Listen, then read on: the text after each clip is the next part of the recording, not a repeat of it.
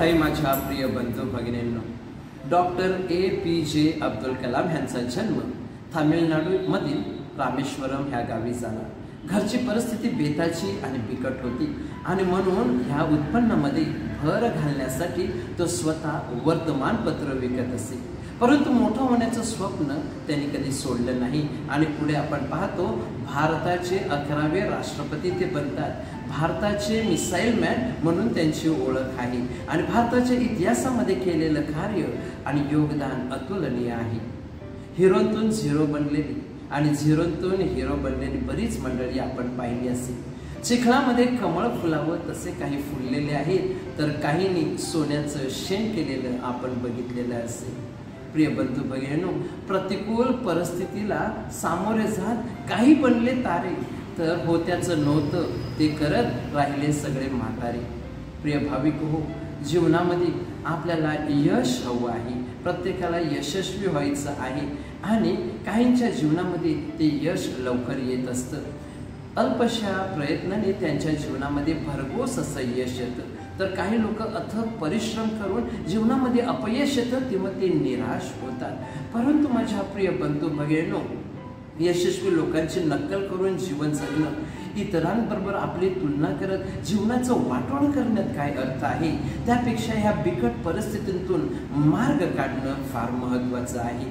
भारताची अव्वल महिला बॉक्सर मेरी कॉम हिचा जन्म मणिपूर येथे झाला। ख्रिस्ती आहे आणि तिची घरची परिस्थिती देखील हालाकीची होती आणि म्हणून ती शेतामध्ये राबायची, परंतु तिने देखील उरी मोठं स्वप्न बाळगलेलं होतं। बॉक्सिंग ही फक्त पुरुषाची मक्तेदारी नाही, तर स्त्रिया देखील खेळू शकतात हे तिने सिद्ध केलेलं आहे। 2012 मध्ये ऑलिम्पिक मधून तिने भारतासाठी कांस्य पदक आणलेलं आहे। प्रिय बंधू भगिनींनो, प्रत्येक व्यक्तीला जीवनामध्ये यशस्वी व्हायचं आहे आणि यशस्वी होण्यासाठी प्रिय बंधू भगिनींनो, आपल्या बिकट परिस्थितीला इतरांकडे बोट करणं, इतरांना जबाबदार ठेवणं ह्याच्यात अर्थ नाही, तर देवाने ज्या काही चांगल्या गोष्टी दिलेल्या आहेत त्या आपण अंगीकारल्या पाहिजेत, आपल्या जीवनामध्ये त्या आणल्या पाहिजेत। यशस्वी होण्यासाठी प्रिय बंधू भगिनींनो, आपले निर्णय फार महत्त्वाचे आहेत। आपले निर्णय हे चांगले असायला पाहिजेत, उच्चतम असायला पाहिजेत आणि हे निर्णय आपण कृतीशील बनवता आले पाहिजेत, आचरणात आणले पाहिजेत आणि मग आपलं जीवन ह्या निर्णयावर अवलंबून असतं। आपल्या जीवनामध्ये परिवर्तन होतं, आपण देखील त्या उंच अशा निर्णयाप्रमाणे आपलं सगळं जीवन हे उंच होत असतं आणि म्हणून माझ्या प्रिय बंधू भगिनींनो, आपल्या जीवनात आपण कोणते निर्णय घेतो हे महत्त्वाचं आहे। आजच्या मतकृष्य वर्तमान अध्याय 25 ओवी 14 ते 30 मध्ये आपल्याला प्रभू परमेश्वराने सुंदर असा दाखला ठेवलेला आहे। कोणी एक धनवान आणि श्रीमंत मनुष्य परगावी प्रवासाला निघणार होता आणि प्रवासाला निघण्या अगोदर आपल्या 3 नोकरांना तो बोलावतो आणि त्याच्या मर्जीप्रमाणे आणि ह्या नोकरांच्या कुवतीप्रमाणे तो त्यांना द्रव्य वाटप करतो, पैसे देत असतो। पहिल्या नोकराला तो पैशाच्या 5 थैल्या देतो, दुसऱ्या नोकराला तो 2 थैल्या देतो आणि तिसऱ्या नोकराला फक्त 1च थैली देतो। प्रवासावरून परत आल्यानंतर तो त्यांच्याकडून हिशोब घेतो। पहिला नोकर ज्याला पैशाच्या 5 थैल्या दिलेल्या होत्या तो हिशोब देतो, त्याने दाम दुप्पट केलेलं असतं, तो अजून 5 थैल्या पैशाच्या आपल्या मालकासमोर ठेवतो। परिणामी त्याचा मालक खुश होतो, शाबासकीची थाप त्याच्या पाठीवर पडते।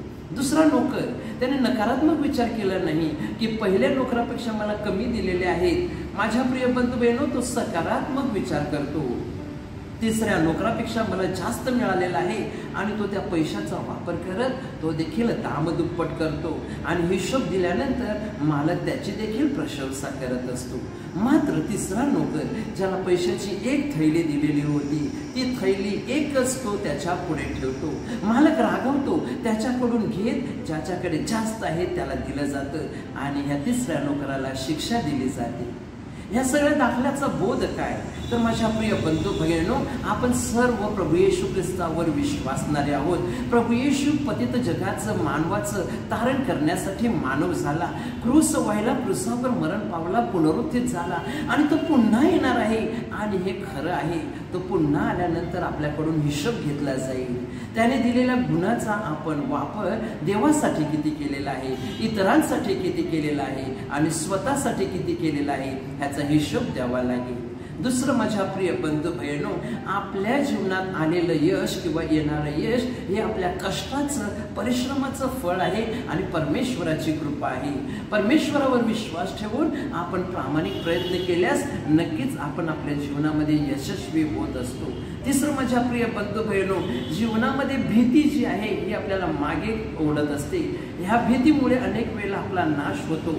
तिसरा नोकर ज्याने भीतीपोटी त्या पैशाचा वापर केला नाही आणि त्याचप्रमाणे आपलं चांगलं कार्य आपण सुरू करत नाही, केलेलं बंद करतो, कारण लोक काय म्हणतील आणि बोलतील ह्यावर आपला जास्त विश्वास असतो. परिणामी चांगल्या गोष्टी करणं आपण टाळतो. तर पुन्हा एकदा आज प्रभू येशू आपल्याला सांगत आहे की तुम्हाला दिलेल्या चांगले जे गुण आहेत त्या गुणांचा वापर करा आणि जीवन फुलवा. आमेन.